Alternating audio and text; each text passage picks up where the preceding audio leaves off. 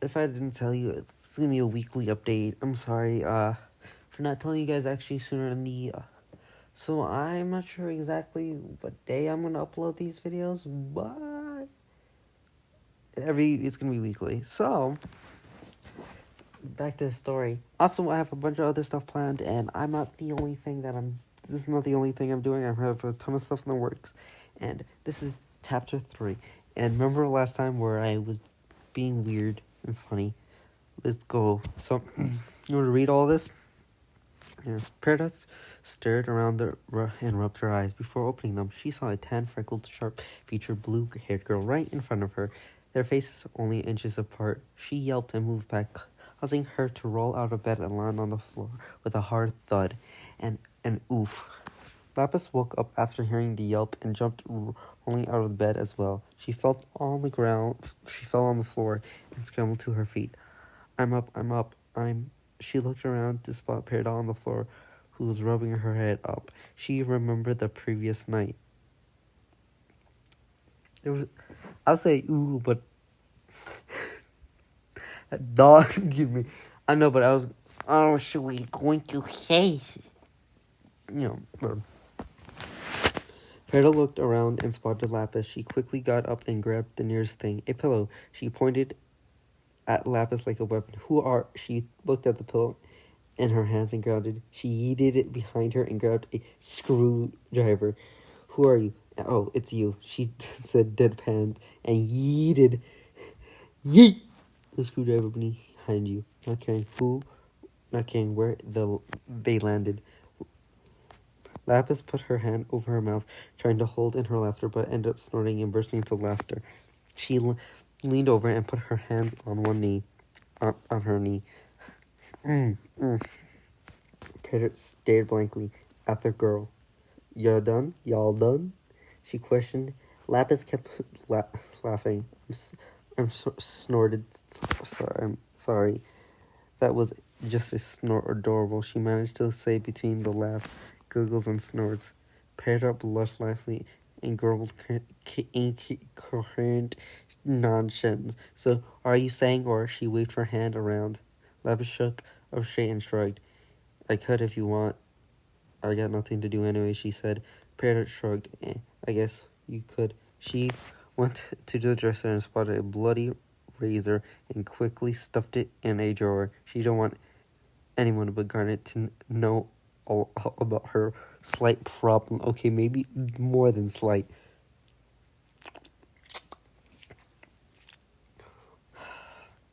She grabbed the clothes, going to the door of her room. She paused so that she could talk to Lepus, putting her hands on the doorknob. Going to change. She opened the door and left the room, going to the bathroom in the hallway, and stepped in to change. She decided to look around while she waited. She went to a desk and saw tools with robo parts. She hummed curiously. She looked around at the posters on the wall, and quite the geek, she giggled. She gasped in amazement. She likes finding hearts too, she exclaimed excitedly. Okay, I'm acting kind of robotic. Beep, boop, beep, boop, beep, beep, boop. Okay, I'm sorry for years. She then saw the closet and tilted her head. Under what's in there, she mumbled curiously. She walked to the closet, and opened it. Robots? She suddenly heard the door open and shot her head towards the doorway, seeing Peridot wide-eyed. Al's she been caught snooping. Lapis is definitely not a smooth criminal. Oh my god, no. No, I don't want to get sued. I'm not going to say that. That's all I'm going to say. That's it. Then that's the only little thing you get, because I'm not getting sued. I'm sorry. She backed away from the closet. Sorry for looking through your stuff. What are those? What are those? Casa knows. She pointed to the closet. There where she pointed to the robot, she could be seen. Are there what type of robots are there? How you say? Are there T-100s or let's say Flak from Borderlands, or Loader drones from Borderlands, or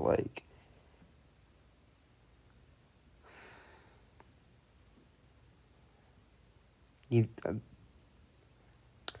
know what? I'm not gonna even finish that joke because that was gonna, I think, get this demonetized to another level.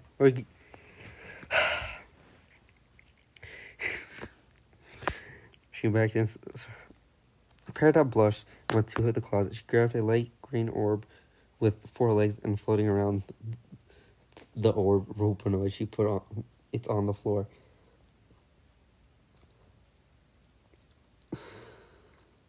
Why? Why was the first thing I heard when she's like green orb? Why the first thing I thought was Shadow Wizard Money Gang? We love casting spells. Like, what is wrong with me? Like, what is wrong with me?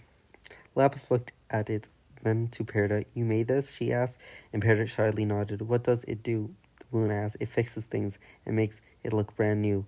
Peridot went to the desk and grabbed a pencil. She broke the pencil and it put the pencil pieces on the floor in front of the robonoids. The voice spit out a greenish goo onto the pencil. The goo disappeared until the pencil was no longer broken. It looked like it's never been broken. So is it like a molecule, like it helps the molecules set back into place where its original connections were, and then just like basically brand new, or is like the goo like glue? And what consistency is it? Like, can it come off? Like, if it gets on your hand, does it harden? What are the properties of the goo? Gabby, like the goo is like I don't know. It's greenish, like blue, so like it's like what color exactly? You know, slowly evolved into the goo, so please don't call. Lapis' eyes widened. That's so cool. She looked at the Peridot and smiled brightly. I guess. Peridot picked up the robot and put it back in the closet, closing the doors. She looked at Lapis and scratched the back of her neck. You probably changed vibe, but my clothes probably won't fit. We could go to your house if you want.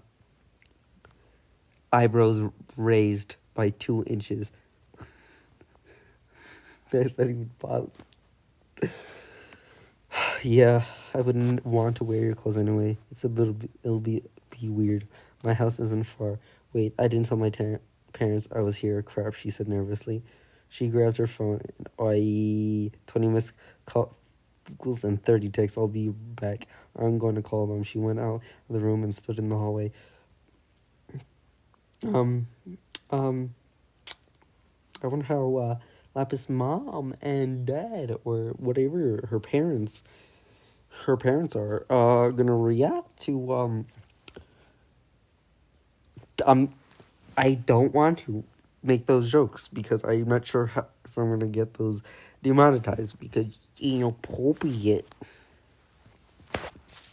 Peridot nodded and fidgeted with her fingers, looking around the room for no particular reason. In particular, she grabbed the screwdriver that she yeeted and put it on her desk. She grabbed the pillow she had and also yeeted and put it on her bed. Lapis came back in the room and smiled. So my mom and dad got a little mad because I didn't tell them, but they let us come over and I can change. They also want to see if you didn't kidnap me. She said the last part quickly and embarrassedly chuckled. People are so loud. They don't know how to be quiet. People locked in my basement are so don't know how to keep me quiet. I said 5 seconds, and they're like, it's really annoying. Peridot blushed lightly from hearing the last part. Okay, she looked to the side, fidgeting with her fingers. Lapis then thought of CPH posters and lit up. So you like campaigning hearts? She raised her brow, looking at the blonde with a hint of smirk. Peridot blushed more and looked down, feeling embarrassed. Yet I love it, she said, just above a whisper. Lapis smiled. I love it. I thought I was the only one, she said, excitedly jumping up and down like a kid. Peridot perked up and looked at the brunette. She was smiling a goofy smile, eyes wide and wait, me too. Finally, someone else likes it, she giggled, putting her arms up in the air. Okay, now let's go, dork. He chuckled and went out the room, going out go downstairs with Paradise following closely behind. She opened the front door, and they both walked to her house. 20 minutes later, your house is. Peridot turned her head, looking down the street to where it came from, like 6 houses away from mine. It took 20 minutes to walk 6 houses. Oh my god, that's terrible. She turned back to the tall girl in a very blue. She chuckled. She wouldn't. It was indeed blue. The house had a light pastel blue paint job and a dark blue windows, as well as the roof. The door was black with a golden doorknob, and there was a small water fountain in the front yard. The house was fenced around the back, and you can catch a glimpse of a garden. The fence had a sky blue paint on the white clouds. Like, let's just say, hypothetically, it's here in the garden. Wait, like, what type of garden? Like, I mean, like, is it the one where,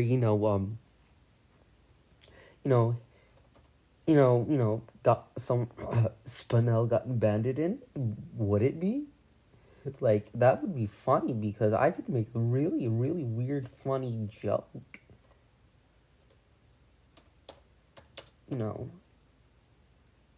Like, is that like Pink's garden? Or like, is that like, fuck. I'm sorry for the delay of this one stupid joke. I'm sorry. Here in my garage. I type into Google to see the lyrics of the song. Here in the garden. In the gold run, this is just a silver so I can get all my bases down and you guys can enjoy the story as much as fast as possible. And the gold one is more of a polished, clean, and utter perfect not mess like this one is. Here in the garden lyrics. There we go. Here, like, now here's my joke. Sorry for taking like 20 minutes to make a stupid joke. So is it the garden? Here in the garden, let's play a game. I'll show you how it's done. It stand very still. Like, is it like as 1,000 years ago, like, how old is house?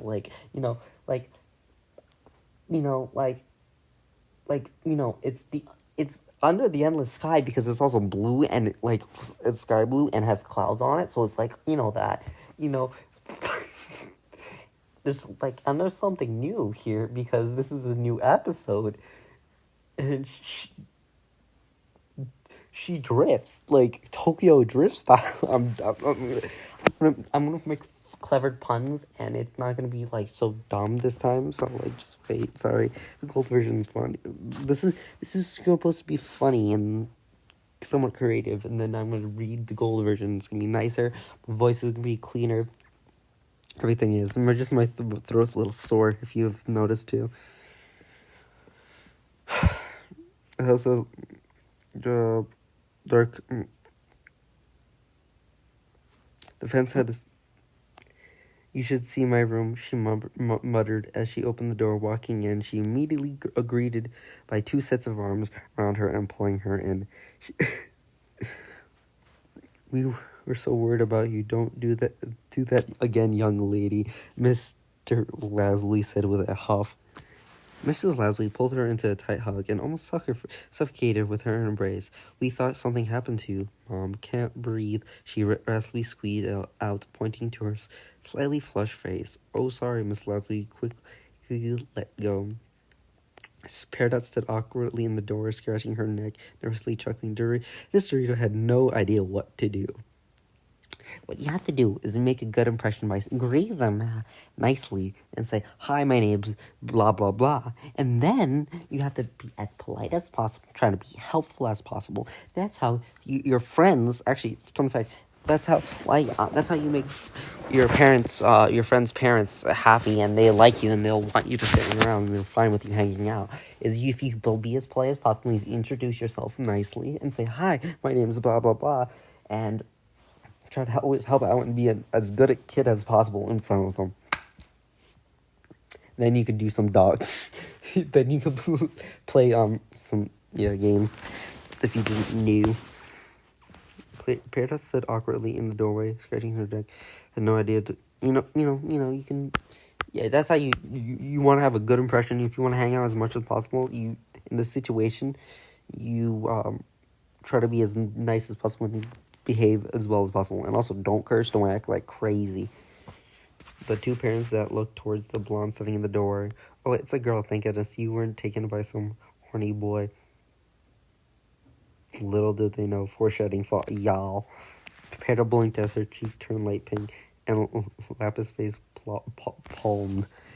Wait, my friend, she said sarcastically. She said softly, come in.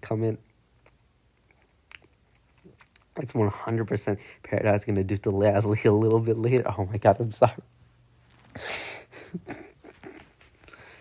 Mrs. Leslie she gestured her hand. I'm sorry. Peridot shyly stepped in on Peridot Green. You must be Mrs. Sturt and Mrs. Leslie, she said politely. Oh, how polite you are. Yes, you can. Can we get you anything to eat?